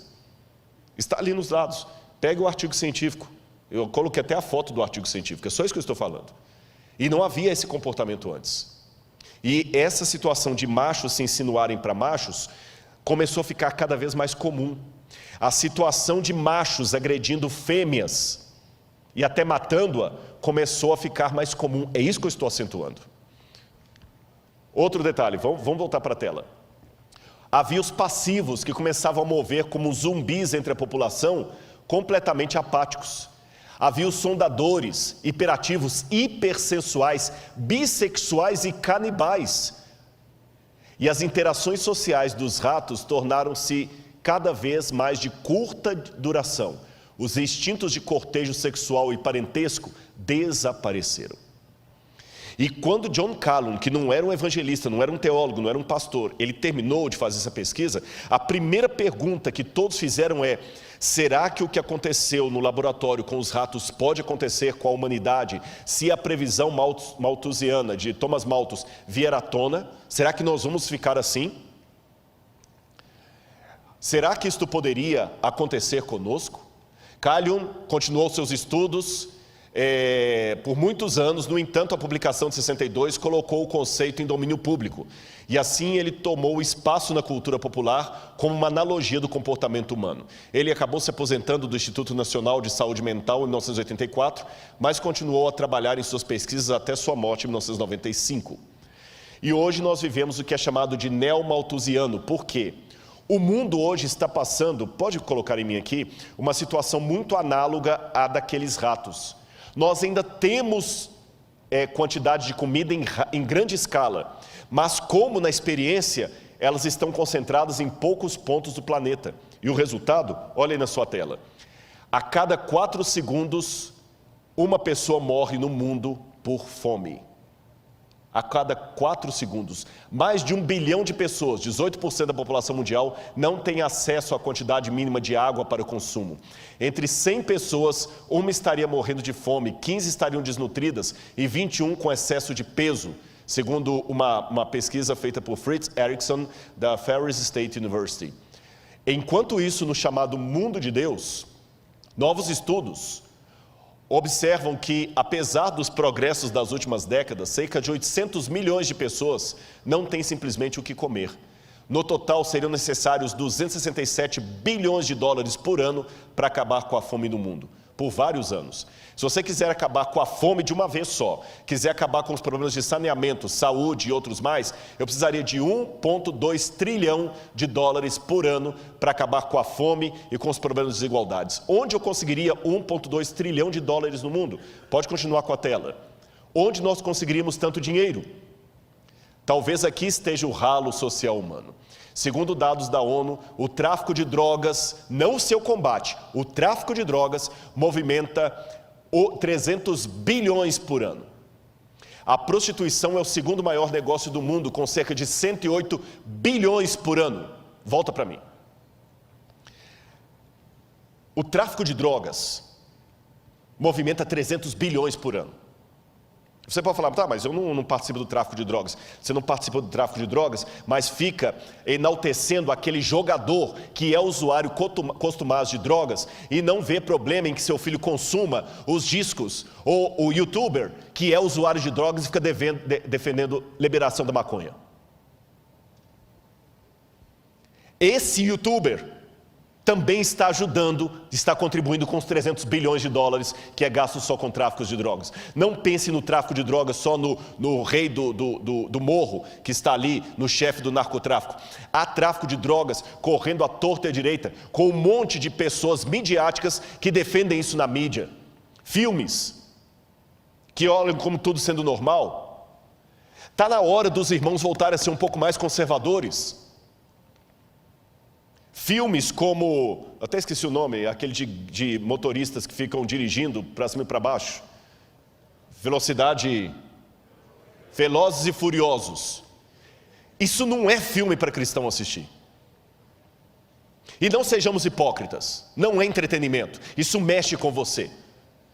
Você gostaria de morar num condomínio que aqueles motoristas loucos daquele filme ficam passando na rua em alta velocidade? Não. Então não deixe o seu filho ficar assistindo isso e aprendendo. E os joguinhos de internet que só incentivam isso. Eu conheço pais casados que às vezes a esposa está fazendo a comida lá e ele está jogando esses joguinhos violentos, cheios de coisa. Isso não é entretenimento para cristão? E quando é que a gente vai ter que dar a cara a tapa e falar que nós devemos voltar ao conservadorismo? Não ao tradicionalismo. Tradicionalismo é besteira. Mas um pouco de conservação não faz mal. E a promiscuidade que eu falei. Muitas mães acham lindinho vestir as meninas como a Anitta. E se falar de modéstia cristã agora, você virou moralista, chauvinista, patriarcal. E ninguém fala contra essas coisas, mas está movimentando tudo aquilo ali. Vou mostrar mais dados, coloca de novo aí. O terceiro lugar é ocupado pelos bancos, que movimentam cerca de 115 bilhões. Embora nem todo mundo mude, algumas entidades acumulam seus cofres até 800 bilhões em ativos. Em 2019, só para vocês terem noção, 2.153 bilionários tinham o equivalente a 60% do PIB mundial. Em quarto lugar, você tem jogos de azar. Somente a Espanha gasta 35 bilhões por ano. E tem a indústria do cinema que alimenta tudo isso. E tem a indústria do entretenimento que alimenta tudo isso. E alguém pode falar, tá, e as religiões também? Bom, eu não posso falar de todas as religiões, mas eu posso dizer que na igreja adventista às vezes tem problema financeiro. Eu já vi vários. Mas quando o pastor é descoberto, ele é demitido sumariamente. Nunca mais é reingressado ao ministério. Se houve alguma exceção à regra, pode ter sido, tem havido. Não estou negando. Pode ter sido o caso de algum pastor adventista que passou a mão e por padrinhamento tem ficado? Pode ter sido. Mas não é a regra. Não é a regra. Eu já vi alguns passando a mão até ser descoberto. Tanto é que a igreja tem o auditor. Não estou dizendo que a igreja adventista é a fina flor dos flores feno. Não, eu convivo nela, eu sei que há problemas. Quer um exemplo de problema na igreja? Está falando para você aqui agora. Está um problema da igreja falando para você aqui agora. Convive comigo, você vai ver que eu tenho muitos problemas. Mas eu sei que a igreja não brinca. E o dízimo não fica na igreja local. O dízimo é distribuído. E lá tem a percentual, e vocês podem pegar da internet, peguei na internet, como é que o dízimo é distribuído, quanto que vai para cada canto. Essa igreja aqui não fica um centavo do dízimo nessa igreja. Ela partilha com todos os outros. Por isso que qualquer pastor adventista pode ter o mesmo salário, quer ele seja pastor de uma igreja grande como essa, cheia de empresários, ou seja pastor de uma igreja desse tamanhozinho. O que diferencia, é lógico, são os auxílios, porque você não quer comparar o aluguel de alguém que mora em Brasília com o aluguel de alguém que mora em Jequié. Vocês entenderam? Eu não ganho pontos a mais, o pastor Douglas tem doutorado. Compara o preço do salário de um diretor, de um pró-reitor, compara o salário de um pró-reitor de uma universidade pública aí com o salário dele. Eu ganho mesmo tanto que ele. Ele não é meu chefe diretamente, mas indiretamente é, porque no guarda-chuva eu sou professor, ele é diretor, mas o meu salário é o mesmo do meu chefe, que tem o mesmo cargo que ele. O meu salário é o mesmo do reitor dessa escola. O meu salário é o mesmo do pastor Toninho, que é o diretor da Novo Tempo, que se fosse um executivo, estaria ganhando aí pelo menos uns 35. Uma vez eu perguntei para uma empresária, se ele fosse... 35 mil é o que ele ganharia para começar. E ele não aceitaria. E pode ter certeza, o salário de um pastor está bem longe disso. Então, há problemas financeiros na igreja adventista? Há. Até serem descobertos. Que a hora que é descoberto, o camarada... Entenderam? E eu sou dizimista. Eu posso falar porque eu devolvo meu dízimo.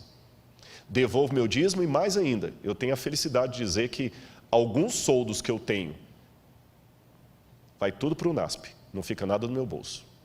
Porque eu assino todos os anos uma declaração de interesse de conflito, e quando, por exemplo, eu dou consultoria para um canal de TV, para um documentário, para uma coisa, o que pago não vem para o meu bolso. Eu já assinei e é de bom grado, e falo perante todo mundo para ouvir. Eu recebo alguma coisa que vem de outras fontes e não vem para o meu bolso, vai tudo para o NASP. O NASP faz uma poupançazinha, a gente construiu o Museu de Arqueologia. Eu vivo exclusivamente do salário de professor. Tá bem? E mesmo que houver problemas, eu não sei nadar, mas eu aprendi uma coisa, se alguém estiver afogando, não pule, serão 2 mortos ao invés de 1.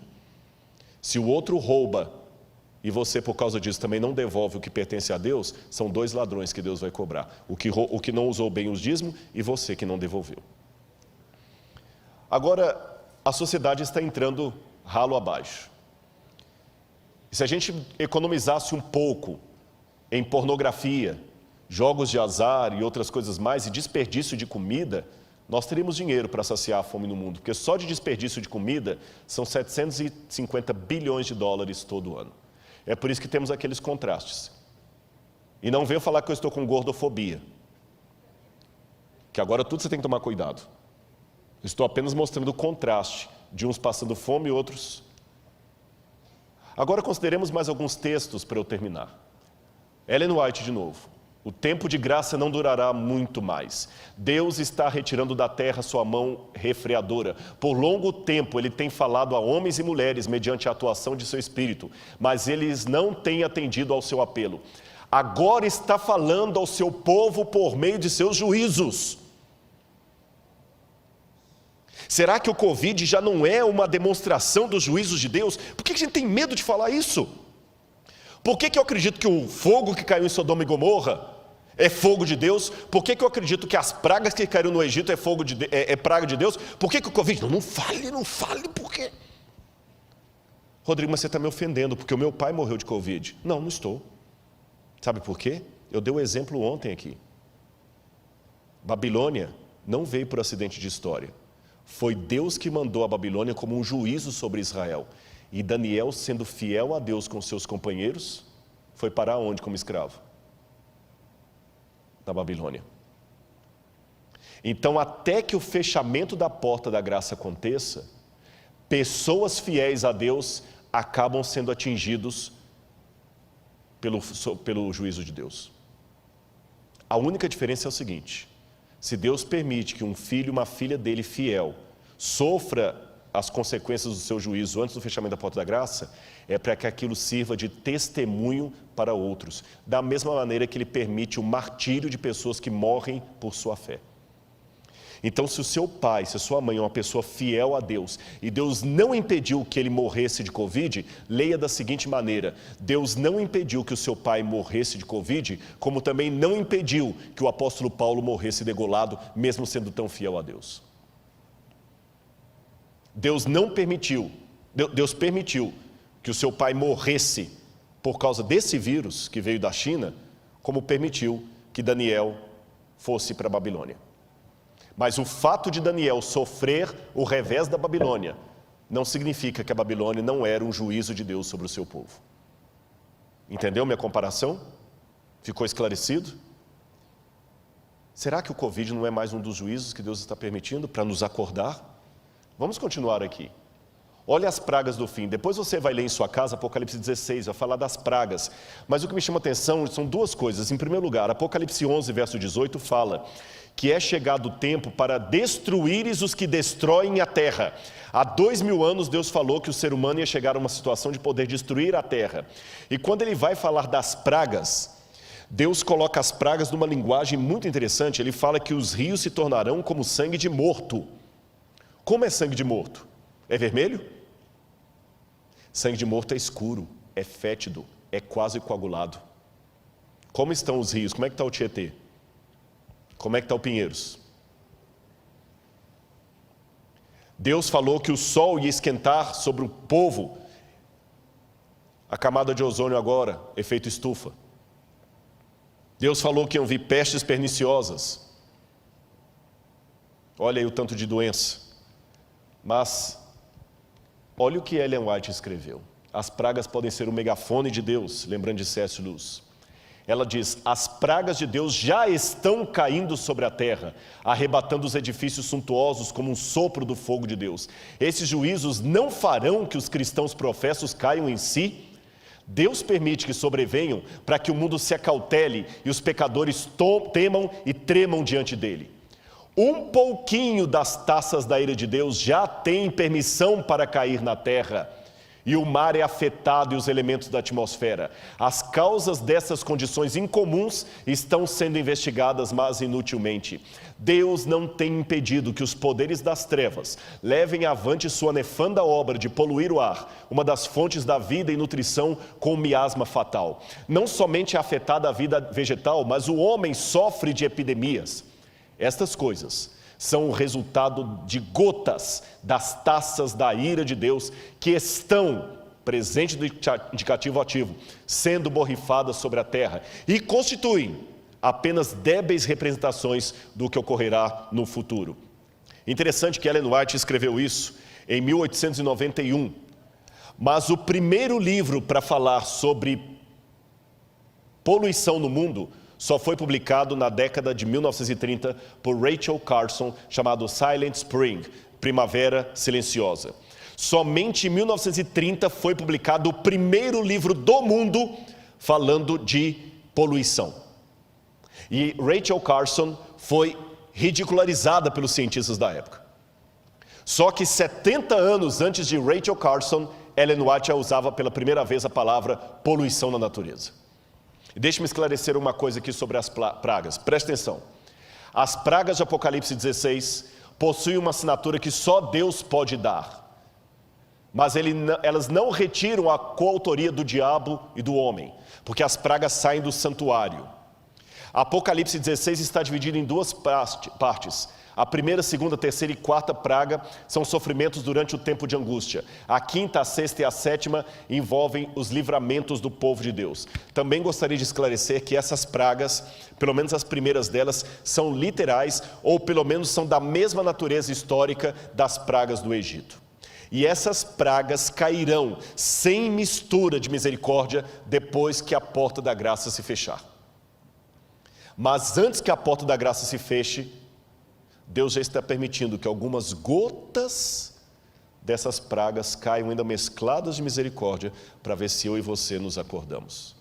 E todo mundo pergunta, até quando vamos usar máscara? E eu pergunto, até quando vamos ser teimosos no pecado para ficar nesse mundo? E como Satanás prepara o terreno? De muitas maneiras, alienação, cria alienação, glutonaria, intemperança, que as pessoas não conseguem raciocinar direito, síndromes psíquicas, excesso de informação e pouco conhecimento, síndrome do pensamento acelerado, que falou Augusto Cury, causas, distúrbio psíquico, excesso de informações, paranoia do consumo da estética, consumismo excessivo, incentivo ao consumismo, Não comemos para nos alimentar, não nos vestimos para nos cobrir. Temos mais do que precisamos e ainda assim estamos famintos, sedentos, ignorantes. Geração rebelde sem causa. Cria uma geração que torna os pais, líderes e mais velhos reféns dos caprichos de uma juventude que não está mais acostumada com frustrações. O medo de ofender não deve ofuscar o dever de falar a verdade. Cria um Jesus apaixonado. Músicas gospel que estão transformando Jesus num adolescente apaixonado. Jesus vive fazendo declarações de amor e implorando a nossa aceitação. Ele não demanda nada, pelo contrário, ele promete tudo se aceitarmos o seu pedido de namoro. Jesus agora é um bobo apaixonado, não mais um Deus querendo nos salvar. Visões unilaterais de Cristo. Não basta dizer coisas bonitinhas sobre Jesus, precisamos acentuar quem ele era, o que ele ensinou. Usam tons agressivos apenas com a tradição da igreja, mas macio com o secularismo, que também é um erro. Vivemos numa troca da ética pela estética. Jesus curou pessoas e perdoou pecados, mas ele também pegou o chicote e mostrou a sua ira no templo. Ficar mostrando só o Jesus bonzinho sem o Jesus do chicote não adianta. Sabe, uma igreja às vezes que torna pessoas muito apáticas, legalistas ou apenas emocionalistas. Crise externa, crise interna. Para a sabedoria humana, tudo isto agora parece impossível, mas ao ser retirado dos homens o Espírito de Deus, o qual tem o poder de reprimi-los, e ao ficarem eles sob o governo de Satanás, que odeia os preceitos divinos, hão de acontecer coisas estranhas. Quando o tremor e o amor de Deus são removidos, o coração pode se tornar muito cruel. E eu termino apenas colocando para vocês um pensamento aqui de Sigmund Freud, o pai da psicanálise. Freud dizia o seguinte, que o ser humano só é diferente por causa das convenções sociais. Freud dizia, derrube as necessidades de sobrevivência e sexo e afeto, nem sempre afeto é sexo, e o ser humano se tornará completamente um animal, porque a única coisa que nós temos de nosso é o eros e o thanatos, necessidade de afeto e sobrevivência. Trocando em miúdos, o que Freud quis dizer? Quando você vê uma pessoa toda elegante comendo como um lord inglês, é porque tem comida suficiente para todos. Por isso que ele come bem, mas o outro esfomeado come de qualquer jeito. Mas o Freud dizia que se você tiver apenas um prato de comida para os dois e eles estão famintos, tanto o lord inglês como o sem-teto vão comer desesperadamente como cachorro.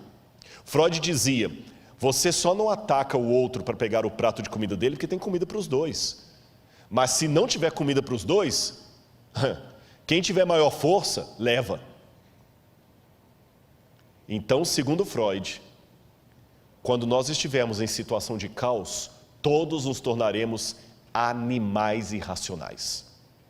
Porém, um ex-discípulo de Freud, chamado Viktor Frankl, que foi prisioneiro de Dachau e de Auschwitz por ser judeu, quando ele sobreviveu ao campo de concentração nazista, Viktor Frankl fundou a terceira escola de psicanálise de Viena, e ele discordou de Freud. Ele disse, o que Freud teorizou sentado nas poltronas de veludo vitorianas, eu vi na prática, porque no campo de concentração tiraram de nós o respeito, tiraram de nós a comida, a proteção, tiraram tudo. E quando tiraram toda a dignidade humana que estavam em nós, alguns companheiros judeus cumpriram exatamente o que a teoria de Freud sinalizou, se tornaram animais. Porque eu vi judeus se prostituindo porque estavam excitados uns com os outros. Eu vi um judeu se prostituindo para ganhar um pouco mais de sopa no café da manhã. Eu vi um judeu matando o outro para roubar as botas dele. Realmente se tornaram animais. Por outro lado, eu vi heroísmo de onde não se esperava. Eu vi alguns se tornando mártires. Eu vi judeu trocando de lugar com judeu para ser fuzilado no lugar de alguém que era mais velho. Eu vi alguém que estava com fome dar o seu prato de comida para o outro porque ele estava mais debilitado. Eu vi alguns tirando energia, força e solidariedade de onde menos se esperava. Então, o que eu concluo, discordando de Freud, dizia Viktor Frankl, é que diferente do que ele teorizou, na hora da crise, é que as máscaras caem. Aí que o verdadeiro caráter vem à tona. Na hora da crise, alguns se transformam em porcos, mas outros se transformam em santos. Quando o fechamento da porta da graça ocorrer, ou até um pouco antes, porque eu acho que o Espírito Santo não vai sair da terra assim de maneira estanque, ele vai começar a sair aos poucos. Que o mundo estiver completamente enlouquecido, louco, varrido. Eles não vão estar tão unidos assim, porque o Apocalipse fala que os 10 chifres vão se unir com a mulher, mas vão odiar a mulher. Então o Irã vai continuar odiando os Estados Unidos, a China vai continuar odiando a França e assim por diante. Os de esquerda vão continuar odiando os de direita, os ateus vão continuar sendo ateus. Mas assim como todos obrigatoriamente se uniram em torno do Covid, eles vão se unir em torno do anticristo, nem que seja provisoriamente. E quando, como diz o catecismo, como disse Billy Graham, como disse o Didarré, como disse Ellen White, quando o diabo fizer parecer que Cristo veio, meu Pai, que Deus nos proteja da loucura coletiva desse mundo. Porque muitos se transformarão em porcos, mas outros se tornarão santos. Qual dos dois papéis você desempenhará? Fique ao lado de Jesus. Eu quero convidar o dueto para cantar a música final. E durante a música eu vou pedir para eles colocarem o QR Code. Se você sentir no seu coração o desejo de estudar mais a Bíblia, conhecer mais isto, entre em contato através do QR Code, aceite esse apelo, aceite a Jesus, materialize isso através do QR Code. Mas Rodrigo, peraí, eu sei que você ficou até agora, o tempo está estourado, mas você só falou de desgraça, tragédia, onde é que está o bem de tudo isso? Quando a gente está com quem você ama, você não tem medo. Uma vez um pai perdeu a esposa num grave acidente. E ele chegou em casa, e ele não quis ir para casa de ninguém, e depois do velório, ele estava na sala, tudo escuro, ele chorando, Deus, o que vai ser da minha vida, como é que eu vou criar minha filha? Daqui a pouquinho, ele só viu um chorinho, papai, vem cá, papai está aqui. E os passinhos vindo no corredor assim, com medo, estou com medo, vem cá, papai está aqui. Estou com medo, papai está aqui. Ela foi para o colo dele, e ela falou assim, papai, a mamãe não vai voltar, né? Não. Eu estou com tanto medo, papai. Eu tenho medo do escuro. Sim, mas papai está aqui. O senhor está aqui. Nem precisa acender a luz. Eu estou com saudade da mamãe. Eu estou com medo do escuro. Mas eu sei que o senhor está aqui em casa. Então eu vou dormir tranquila. Eu vou contar para você uma coisa. Quando ele colocou a filhinha de volta na cama, ele virou para Deus e fez a mesma oração. Pai, estou com medo, está escuro, eu não posso ver o seu rosto, mas eu sei que o Senhor está aqui. E é essa oração que depois da música eu vou querer fazer com você. Eu estou com medo. Estou com medo. Não pense que é fácil falar as coisas que eu tenho falado aqui. Eu tenho medo de um monte de coisa. Tenho medo da lacração. Tenho medo de não entenderem. Tenho medo de perder quem eu amo. E para piorar, eu não consigo ver o rosto de Deus. Mas Ele fala ao meu coração, filho, eu estou com você. Ele fala através das pessoas que vêm me dar testemunho. Rodrigo, obrigado, sua mensagem serviu para mim. Então, eu posso virar para Ele e falar, Senhor, está escuro nesse mundo, eu não posso ver o Teu rosto, e estou com medo, mas eu sei que o Senhor está comigo. Se for preciso, eu vou enfrentar o tempo de angústia. E quero ter você comigo. Confia em Deus. Confia em Deus.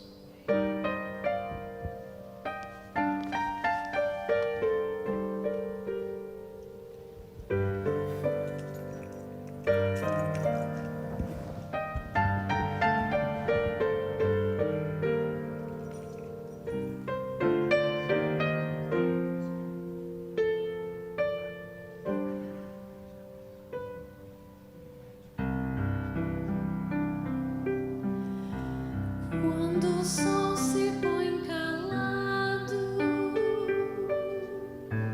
e o dia se desfaz, posso então sentir a brisa e o frio que a noite traz. No silêncio escuro, o medo do que eu não consigo enxergar, dos perigos que me cercam e me assustam sem parar.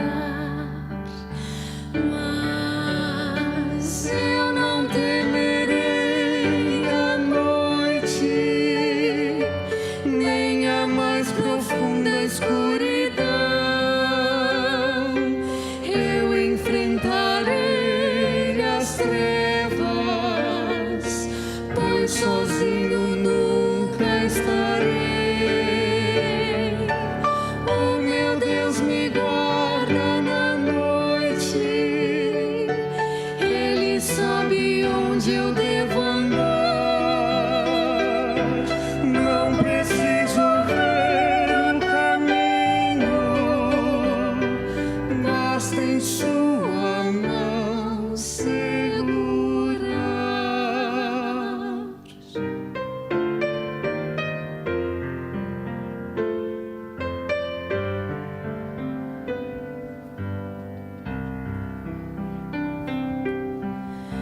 Quando o brilho dos meus olhos vai perdendo a sua luz, quando perco a esperança e me esqueço de Jesus, tudo que me resta é angústia. Novamente em trevas estou. Eu me sinto tão sozinho. É que a noite em mim chegou. Mas eu não temerei a noite, nem a mais profunda escuridão. Eu enfrentarei as trevas, pois sozinho nunca estarei. O meu Deus me guarda na noite, Ele sabe onde eu devo andar. Não preciso ver o caminho, basta em sua mão segurar.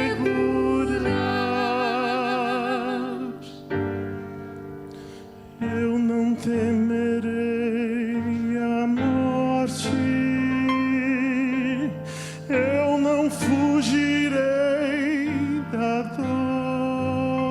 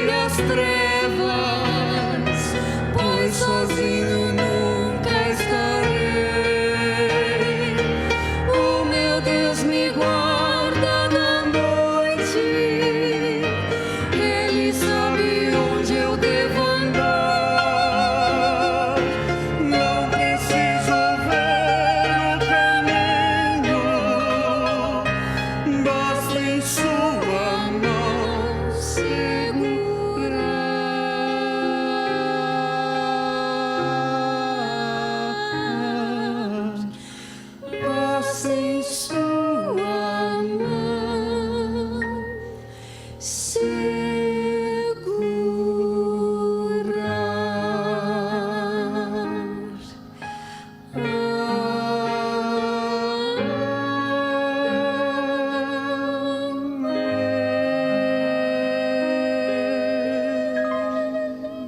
Amém. Eu vi muitas coisas estranhas aqui essa noite.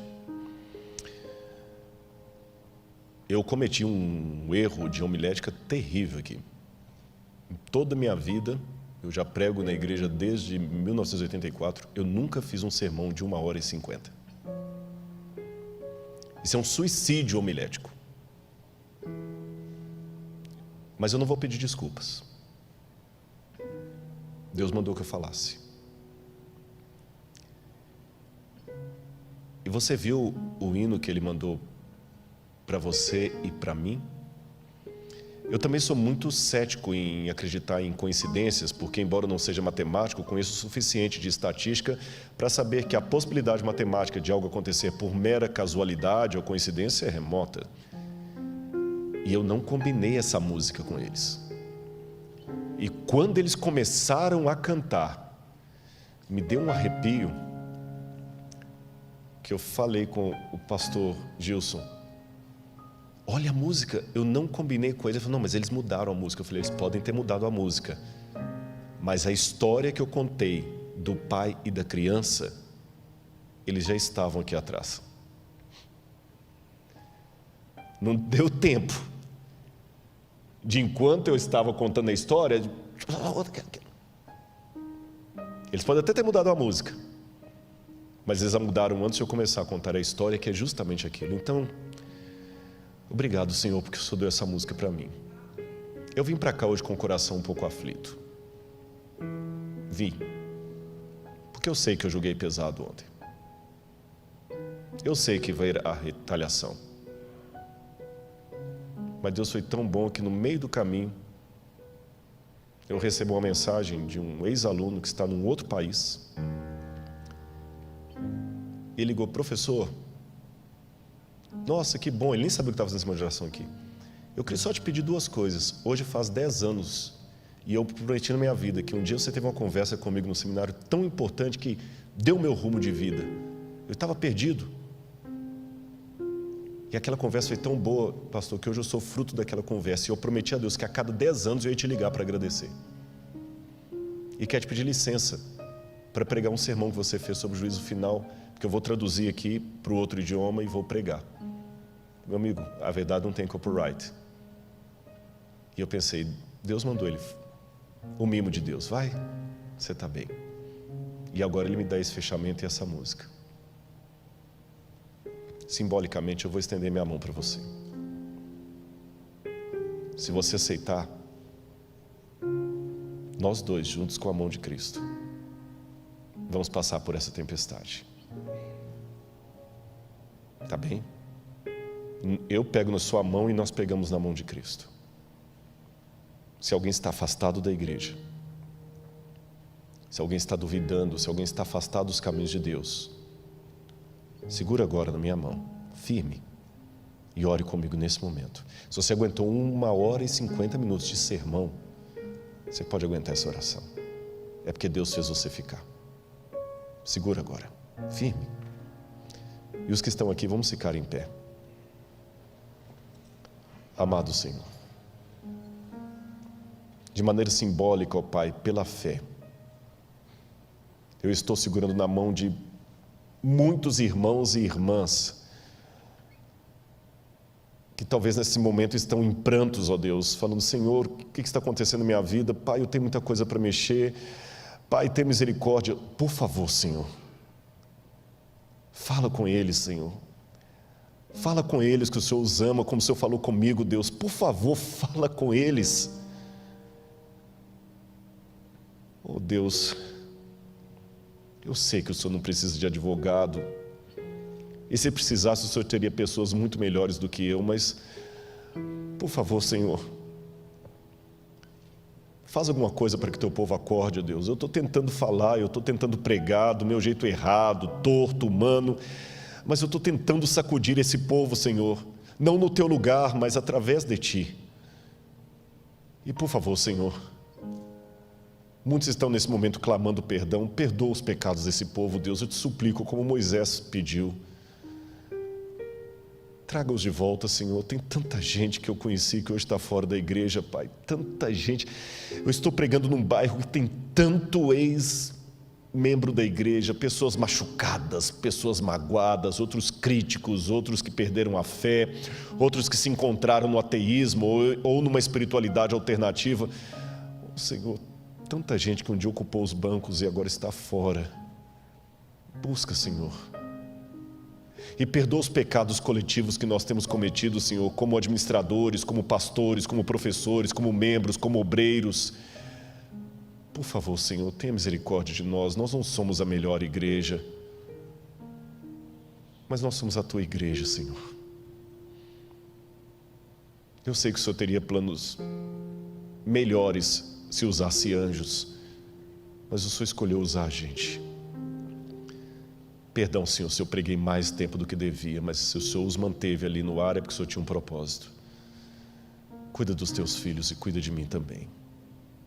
Porque está escuro, estamos com medo, não vemos o teu rosto, mas sabemos que o Senhor está conosco, então isso vai acalmar o nosso temor e nós vamos dormir em paz.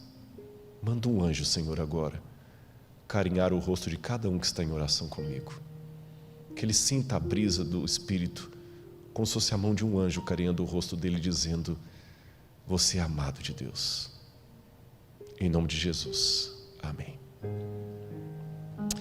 Amanhã eu estarei aqui pela manhã, terminando essa semana com o tema A ira de Deus, a ira do Cordeiro. Eu gostaria que você participasse conosco ainda de maneira virtual. E um pedido também do pastor da igreja.